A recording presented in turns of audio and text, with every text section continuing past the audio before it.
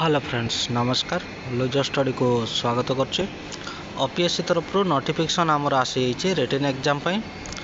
तो आमर written exam जो हम ऑप्शनल सब्जेक्ट पेपर 1 पेपर 2 रहा क्लियर होले। तो रिक्रूटमेंट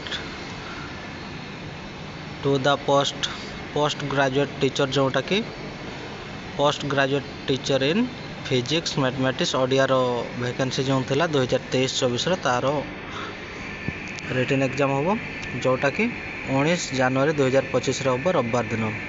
तो आमर 5टा जोन एग्जाम सेंटर कराई। 5टा जोन हूँ बालेश्वर, ब्रह्मपुर, भुवनेश्वर, कटक, संबलपुर रिटन एग्जाम हम है। तापर रिटन एग्जाम प्रोग्राम विषय देखीदे। 19/1/2025 19 जनवरी 2025 रविवार दिन एग्जाम हम। फास्ट सीटिंग 10टा ରୁ 12टा, सेकेंड सीटिंग 1:30 ରୁ 3:30। पेपर 2 रो एग्जाम हम जोटा कि subject paper optional subject paper 1 रहा फिजिक्स मैथमेटिक्स ओडिया रहा। सेकेंड सेक्शन रे पेपर 3 ऑप्शनल सब्जेक्ट पेपर 2 रहा फिजिक्स मैथमेटिक्स ओडिया रो। क्लियर होगले। आमर पीएच कैटेगरी मान को घंटा प्रति 20 मिनिट टाइम एक्स्ट्रा दिज्व। क्लियर होगले।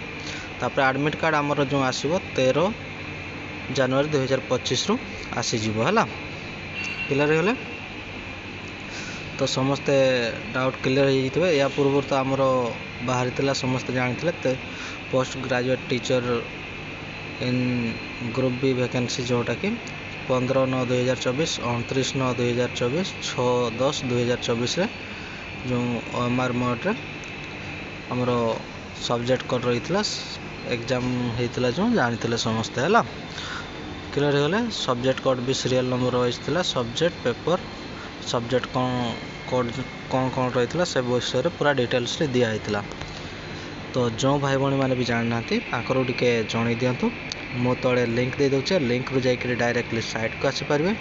भिडियोटी जब भल लगुए लाइक शेयर कर दिंतु। एपर्यंत जब मो चैनल को सब्सक्राइब करना सब्सक्राइब कर दिंतु। जॉब रिलेटेड जो भी नोटिफिकेशन आसो मो चैनल माध्यम आपन को जनइबी। तले भी लिंक दे दूचे, लिंक रू भी जाकर डायरेक्टली साइट को आसीपारे। जो भाई भाई मैंने नोटिफिकेशन विषय जाना ताकर को भी टे नोटिफिकेशन विषय जन दिंतु है। तले भी लिंक दे दूचे, लिंक रू भी जाकर डायरेक्टली साइट को आसीपारे। क्लियर होगले। तो जो भाई भाई मैंने जाना ताकर को नोटिफिकेशन विषय टे समस्त को जन दिंतु। नोटिफिकेशन आमर रिटन एग्जाम आसी ऑप्शनल पेपर है। क्लियर होगले। तो जो भाई भाई मैंने जान ना भी टे जन दिंतु। आमर जो ऑप्शनल पेपर गुड़ा रही है पूरा डिटेल्सली दिखाई देखी दिंतु।